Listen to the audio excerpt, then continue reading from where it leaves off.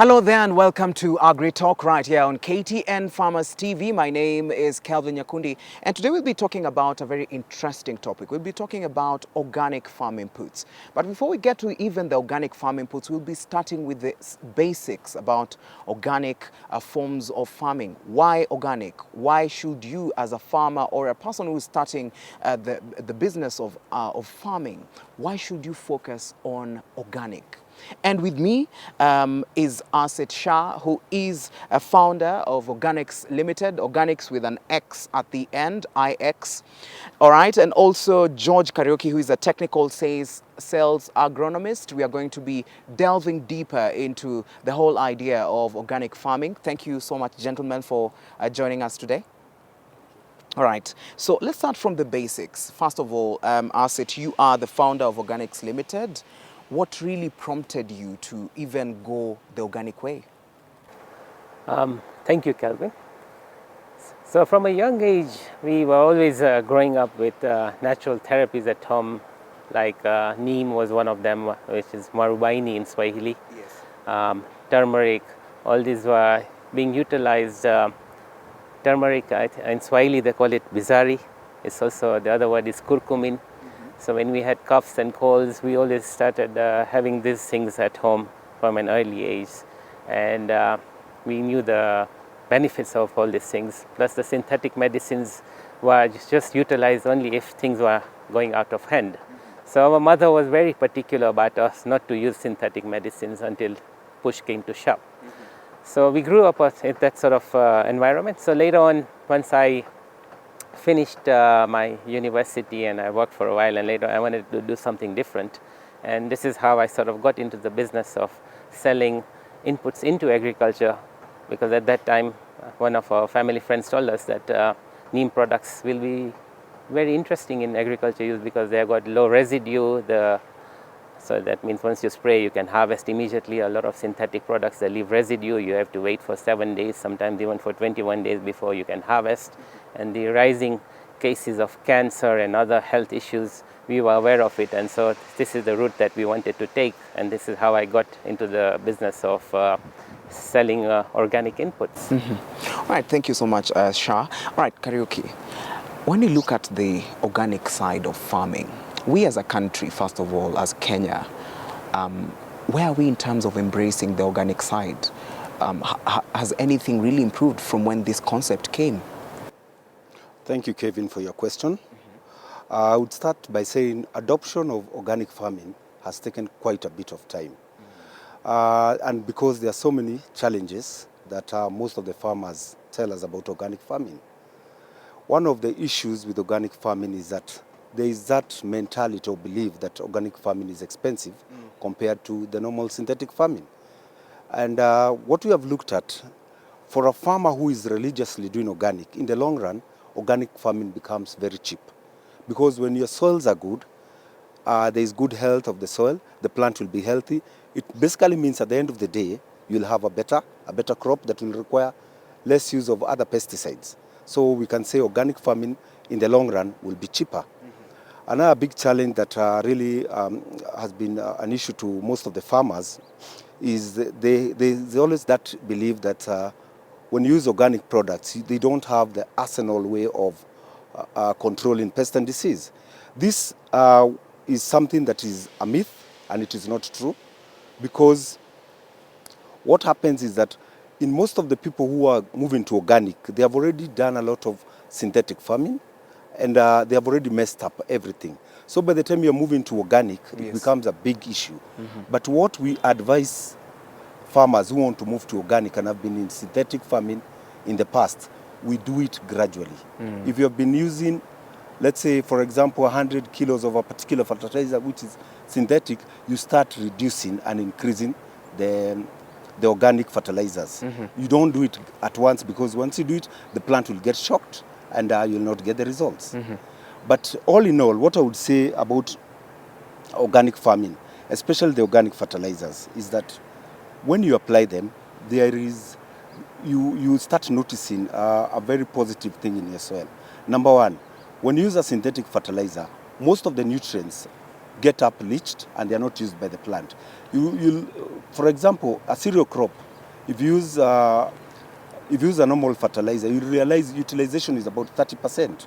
But when you go to organic, you get a utilization that is over 95%. Why is this? This is because organic fertilizers have an ability to harbor or to hold the nutrients back into the roots. So there is no much leaching. So you definitely get better utilization of the fertilizers. Hence you get a healthier crop and there is better vigor. And at the end of the day, what do farmers want? A good crop, more sales, and that's what you get with organic farming in the long run. All right. Now, still on that point, Shah, he has spoken about it not being expensive. What would you say about that? For the years that you've been doing it, is it really that cheap, or what would you say? Yeah, I think if a proper return on investment in terms of the inputs is calculated, cost benefits are done. Like we've in the Kirinyaga area where there's a lot of Maya area where there's a lot of tomato going on. We have seen that one of our organic soil conditioners called Asili was able to give a tomato farmer a return on investment of almost 900%. So when you start doing these calculations, then it starts making sense to the farmers. But again, after doing this adaptation, doing these calculations, still the adaptation is sometimes a bit difficult because sometimes farmers believe that, oh, how can organic products do such wonderful things? Yes. So it's a bit of, still a lot of information has to be given out to farmers and to make them understand. It's the same concept like herbal medicine in humans.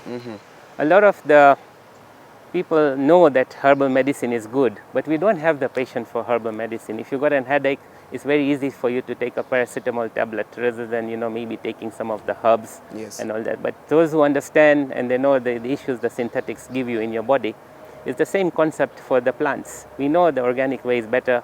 We need to develop patience and, keep on giving people information that this is how it's working and to keep on moving in those directions. All right.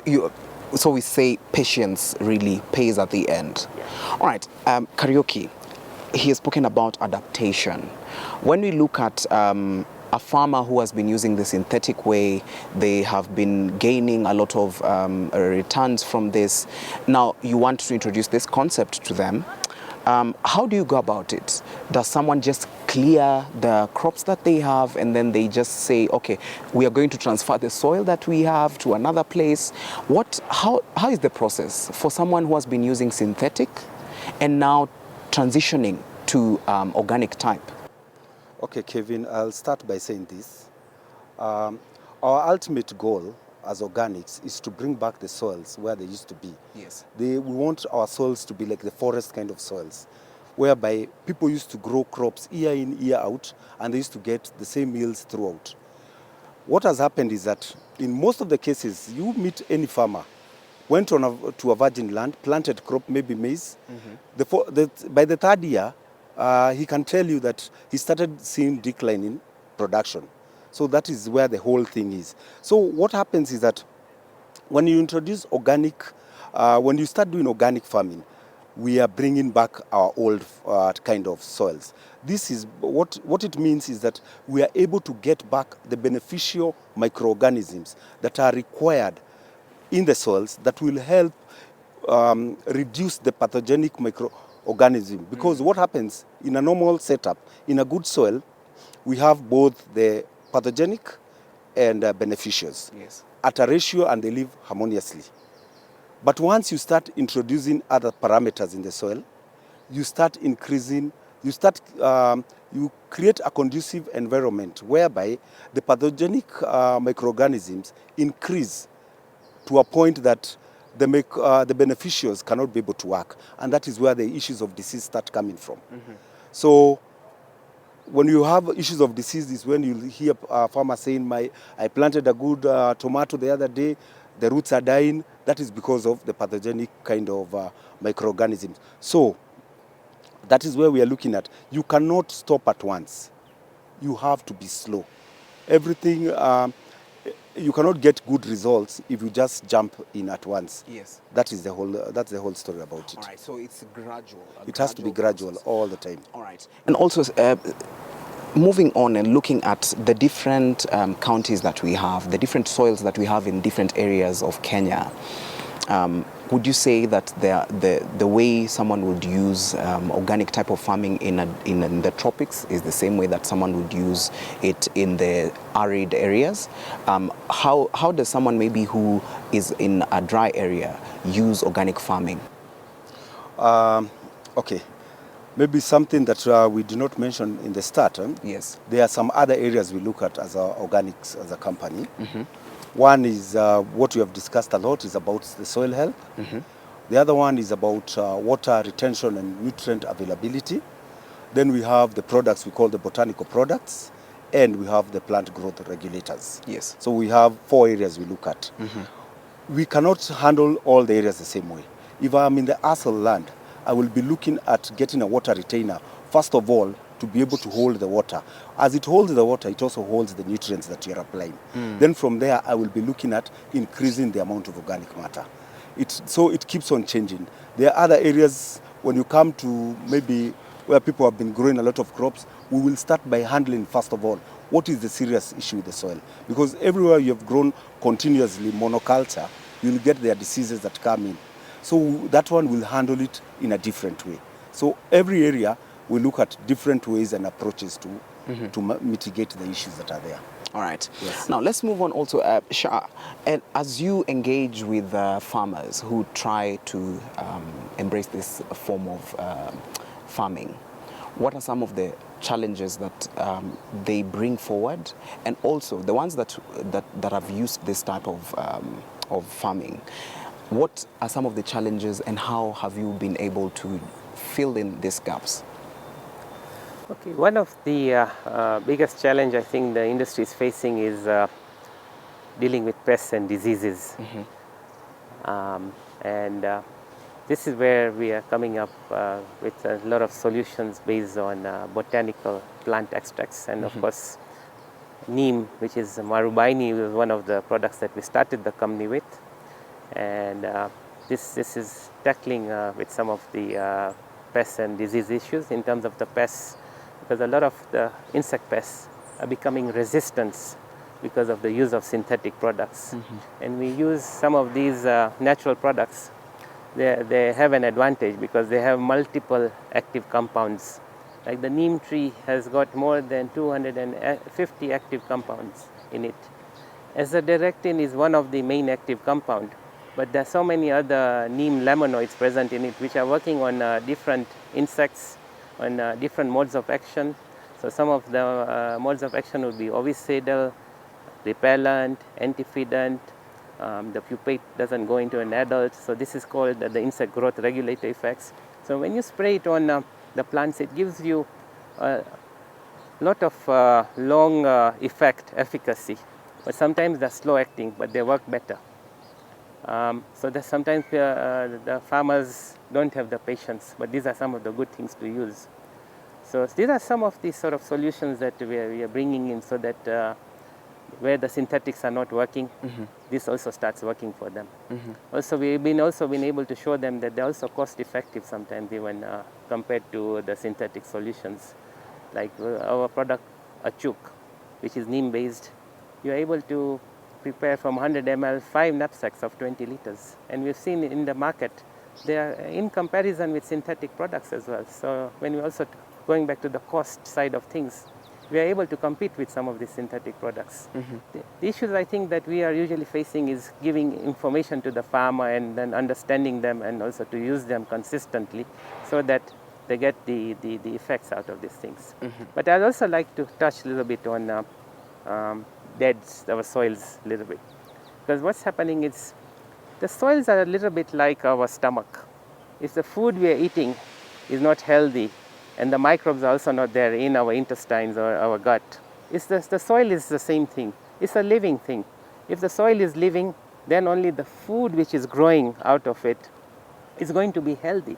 But our soils have become sick or dead sometimes, because we just keep on pumping synthetic fertilizers, pesticides, and then what we are growing out of it is not good. Like you might have heard a maize farmer after 10 years saying, but I'm growing maize and I'm getting nothing now. It's usually because the soil is not working any longer.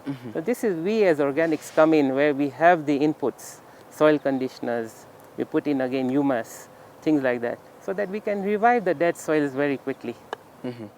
And he's mentioned about the dead soil.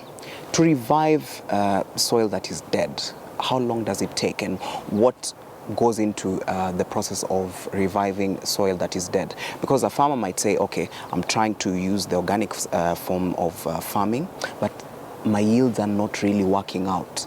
So what is the process of reviving the soil even before someone tries now to use this organic form? I'll start by saying this. Once we visit, let's talk like you are a farmer. Yes. And your soil has a problem.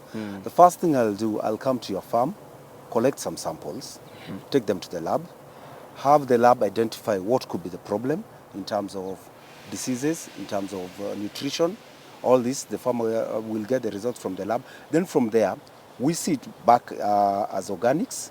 We work out from the analysis of the soil, the test. We start now working out how to start dealing with the soil. Yes. So different soils will have different ways of working on them. Yeah, basically that's all. But what you should know is that soils are dynamic.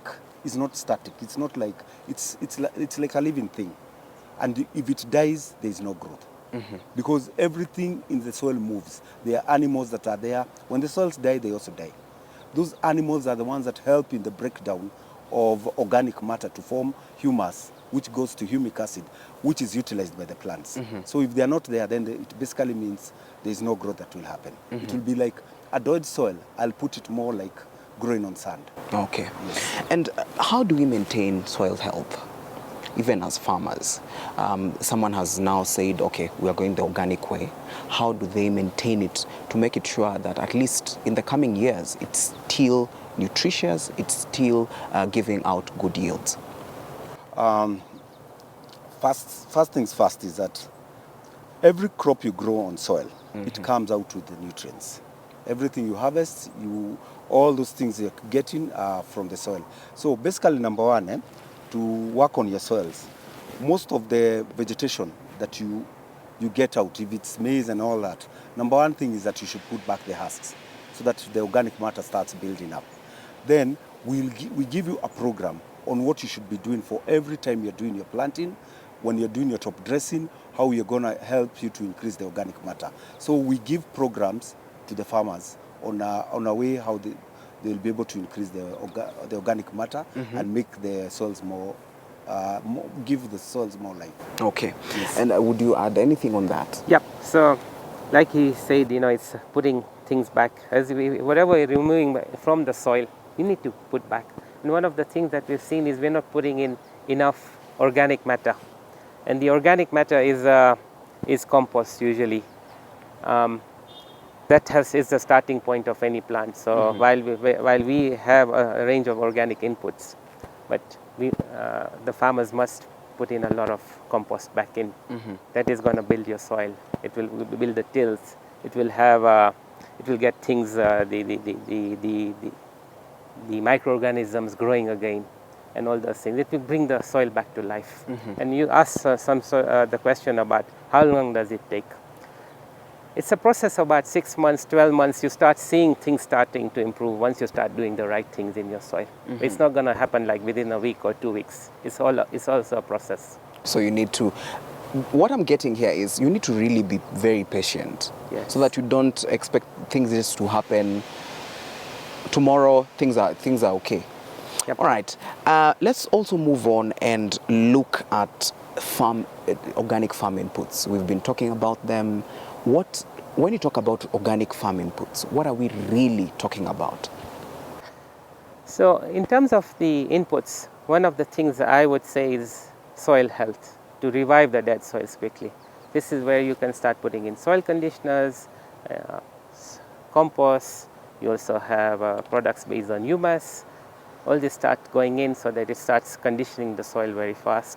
It also will help suppressing some of the soil-borne pests and diseases. And some of the notorious pests are nematodes. They are microscopic. They can't be seen with the eye, but the symptoms can be seen on certain crops like tomatoes. You'll see some nodules on on the roots. They're called root knot nematodes, things like that.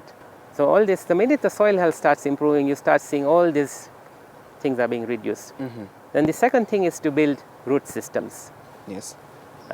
Because the roots are the mouth of a plant, and that's where all the nutrition, water, and all those things are filling. It's like a building. If you don't have a good foundation, it's not going to stay for long. So the roots need to be really built up. So at Organics, we also have certain products available for building the root systems. And then if those things are at optimal, now if there's also pests and disease issues, which will be less if your health is good. It's just like human health. If you're healthy, your chances of getting sick are less. But now, even if you do get sick, you'll recover very fast if you're very healthy. And I think COVID has shown us a period when people were healthy, the chances of getting sick were less. So with the plants, it's the same thing. Then there's a range of botanical products that we have based on neem, turmeric, cinnamon, black pepper, a whole range of things that we use for pest control. All right, Karaoke, he has been telling us about the organic farm inputs. What are some of the things that we cannot put on the soil?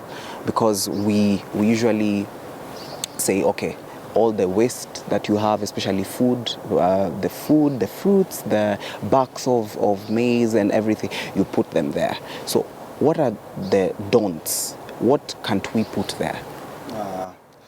Just before I answer that question, Yes, I'll add something about, he has talked about 3 areas. There is a 4th area of water retention. Yes. That is whereby we have polymers that are biodegradable that you normally apply while planting that will help to absorb water, so that when it is raining, after planting, when it is raining, they absorb water and they are able to release that water as per the plant requirements when there is not enough moisture in the soil. As they do that, they also hold the nutrients that you apply. Whatever nutrients you have applied they'll be in solution form, the nutrients.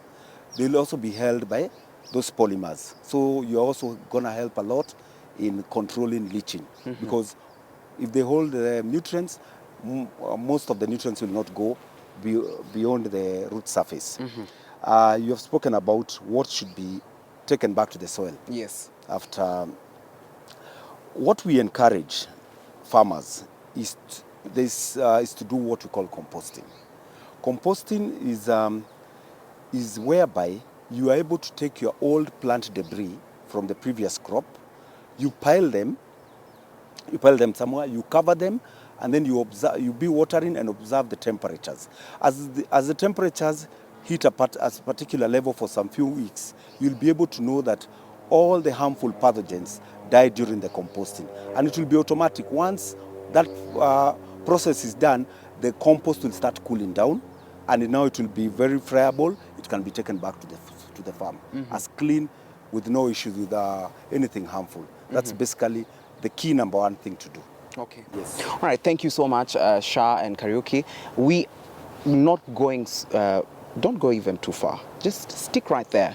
Anything you want to know about organic farm inputs, we are going to come back after the break and we are going to continue with the conversation. Thank you so much, gentlemen. All right, we are going for a short break. We'll be right back with more.